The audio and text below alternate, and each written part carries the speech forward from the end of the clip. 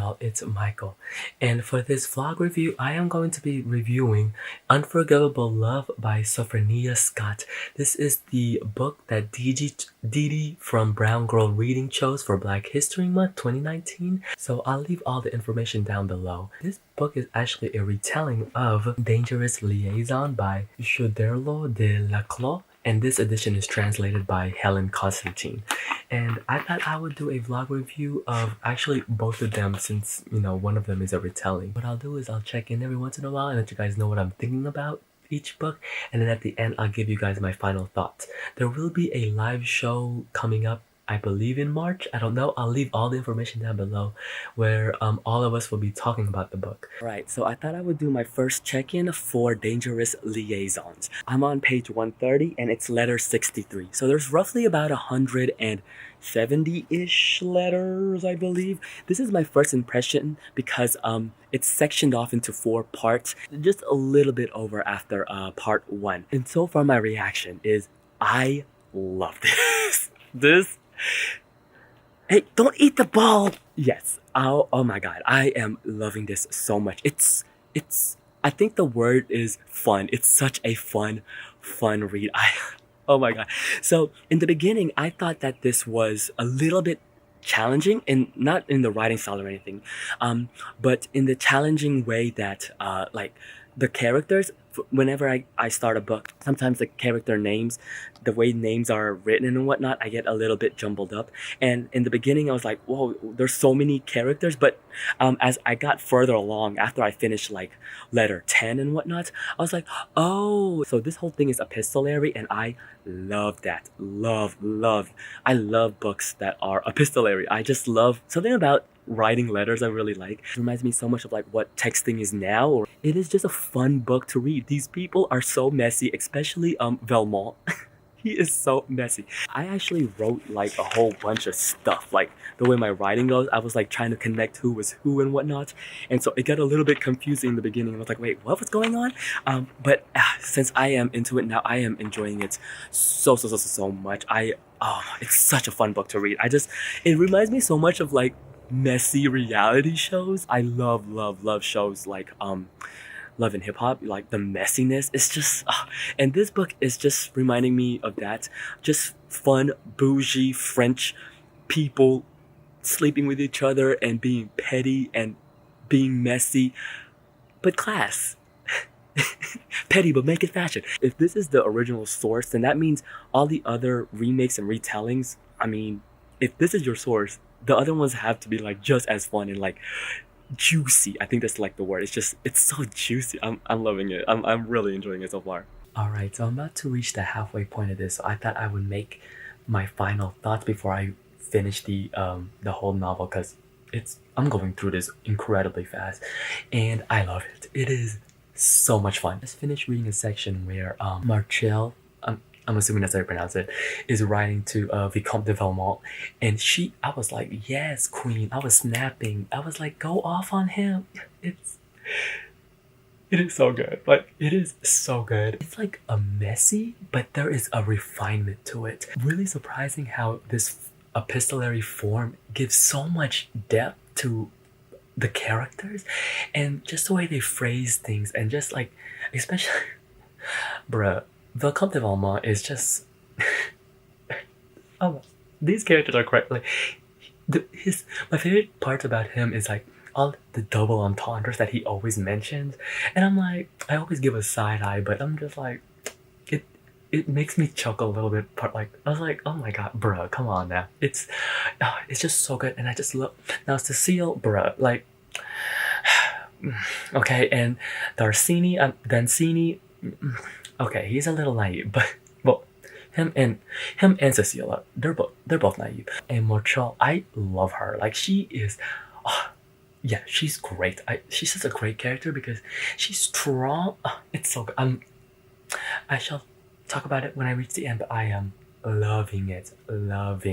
Hey y'all, it's Michael. Okay, so I just finished Dangerous Liaisons by Choderlos de Laclos, translated from the French by Helen Constantine. Okay, I love this. So this is more of a, I'm gonna give you a little bit short summary type of thing, because I kind of, since this is more of a comparison type of video. So in the previous clip, as you can tell, when I was halfway through it, I loved it, and at the end, I loved it. I loved it. This is such a great novel. It's freaking tastic. Basically, this is about two people in before the French Revolution. It's with the Marquise de Martial and the Comte de Valmont. So we have these two people. Basically, they bet each other. High aristocracy type of a setting. It's an epistolary, so all the chapters are basically letters. It's just a fun book. And as you can tell in the previous clip, you saw me saying like, oh, it's so fun, like halfway through. I'm like, oh, this is so much fun. The second half, not as much fun. The stakes at this second half gets really increased. Like it starts to stack, and the dangers of what they are doing and playing around. Basically, they're playing with people's lives for a fun game. And as the tension increases, oh my gosh, it's so interesting. And this is such an interesting form because since it's an epistolary, at one point you can really tell who's writing what, and like because each voice is very distinctive. Like the Marquise, she's very she writes in a way, I hope I'm pronouncing, I'm gonna look it up, okay, for the next time. She writes in this very high aristocratic type, like high language type of way. Now this is translated from the French, and the translation I thought was pretty good. There are moments in here though where I was like, it's a little bit stumbly in the way that like some of the words I had to read back because it seemed a little bit I don't know, it was a little bit weird, but I thought it was good overall. And then you could tell Cecile wrote it because she writes very like you could tell she's much younger than the other characters. Or like Velmont, I love the way that he writes in like this jokey double entendre. And now Velmont is such an interesting he is such a jerk. He's a douchebag, okay? Point blank period. He's a villain. He's evil and during the things that he commit. Up to 2005, which is really interesting because this was written in 2017. Jesus, this is recent. So it doesn't have that on here because this stops at 2005. But yeah, so I am super excited to actually get to this because if this is anything like this at all, you can't go wrong. One thing I am interested to see what Scott will be able to do with this is if she follows a template from okay, let me just hold it up. If she follows the template from Dangerous Liaisons, story wise and structurally wise, it's gonna be really interesting because first off, this is not an epistolary, it's written in like a normal format. I'm also really interested to see what Scott will be able to add on to this dealing with race and coming from a black perspective, because this, I mean, it's obviously white people, but this, I'm really interested to see how she'll be able to incorporate that, because I think that would be like really interesting. But I just am ready for the mess. I'm not gonna lie. That's probably why I love Dangerous Liaisons so much, is because it's messy. What I really did enjoy about Dangerous Liaisons is while the plot is like this messy, juicy, gossipy type of story, the epistolary form really does a great job of having it be able to develop characters in the way that they speak and the things that they talk about through the letters. So I think that that's like one of my favorite parts. So yeah, I am really excited to read this. What I'll do is similar with this. Alright, so I'm about to be on page 185. So it's not exactly like a first impression type of clip, but I wanted to let you guys know before I reach the middle part, and then I'm going to talk to you overall at the end. Now, they were not lying when they said that this is a retelling of Dangerous Liaisons, because it's literally a retelling of Dangerous Liaisons. The beat per beats are so similar. I mean, even the names are exactly almost close. Val Jackson is obviously Comte de Valmont, and Elizabeth is the Presidente, and like it's May is obviously Marcia. Like it's It's literally a retelling. Now, it's not written in a epistolary form. It's just your normal novel, but it's actually written pretty nicely, and I do like it. I love that this is set in this like affluent black community. And these people are incredibly rich, similar to Dangerous Liaisons. They also have very. It's basically the same characters too. They act very similar, and the beats that the plot is going in Dangerous Liaison, it's very, very, very, very similar. So in this, I'm gonna go back and forth, but in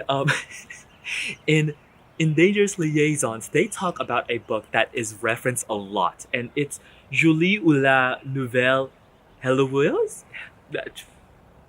I'm so sorry. The English translation is Letters of Two Lovers Living in a Small Town at the Foot of the Alps. It's a novel by Jean-Jacques Rousseau. I've never actually read it. So in this, they actually talk, it's similar to that where they have reference points.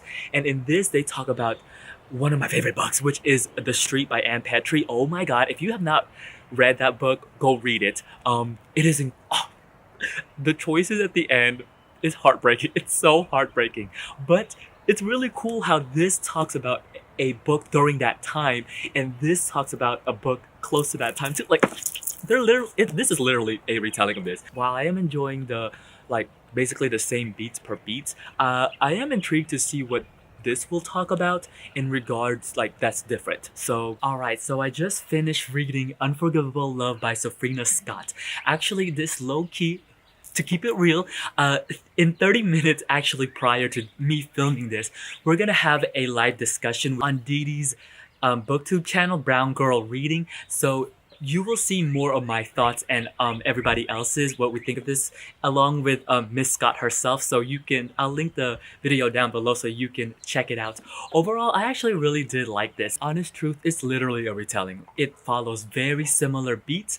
The ending is a little bit different, I guess you could say, without giving too much away, in a sense that certain characters' destinies are a little bit different, but it ends very, very, very similar. Now, how did it stack up to the original? In compared to the original, I actually prefer Dangerous Liaisons. I feel as though the format of this epistolary format, I feel like that works really well for that works really well for this type of story. And I say this because there are moments in this, it just felt like, what? Like, it felt really, felt really, not absurd, but it felt really, just thrown in your face type of situation. With epistolary, there are moments where you don't technically know everything that happens. This is because when you're writing letters, you don't write everything that happens, and so I think that works better in this regard. With the epistolary, I feel as though the way that the character development works a little bit better in my opinion, but I think this is an enjoyable experience because I say this because the writing style of this isn't as accessible compared to Unforgivable Love. And I do enjoy the aspects of what Unforgivable Love brings to the table that Dangerous Liaisons does not. Okay, I'm just gonna keep going this, but and I say this because so we do get more of the emotions and the internal emotions and what's going on. In Unforgivable Love, it takes place within this African American community, and I really did like that. And it pays a lot of homage to the original source. There are moments in here where it's actual letters. Overall, I thought the experience of just reading them one right after the other was really fun.